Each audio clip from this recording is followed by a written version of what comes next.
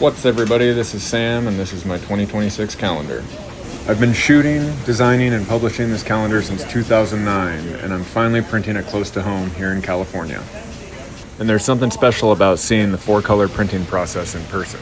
So let me explain. This type of printing uses big aluminum plates that have the artwork etched into them, and there's one plate per color: cyan, magenta, yellow, and Kelvin. Once laid on top of each other, these colors make up pretty much every color your eye can see. But to get it perfect, they use this little camera to read the specifics and adjust the flow of ink on that area of the page. Once Mark is happy, it's off to the races.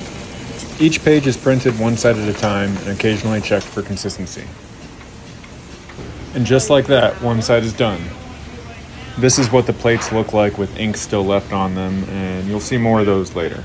It's pretty wild that those 4 colors can make up pretty much every color that your eye can see, isn't it? Now it's time to set up the press for the other side of this page, which is the inside of the cover. This is what a new plate looks like before it's had ink on it. Mark is eyeballing what parts of each page have a lot or a little of each of the 4 colors and setting ink flow values to match. Then it's time to install them in the printing press. Each side of each page has 4 different plates. It might seem excessive, but it's the only way to get the best quality possible. And that's why I choose to print it this way. It's a lot more expensive, but the quality is just unbeatable. There's enough cheap shit out there already. Why add to it? Now that the press is set up for the inside of the cover, we've got to reload the paper into the machine.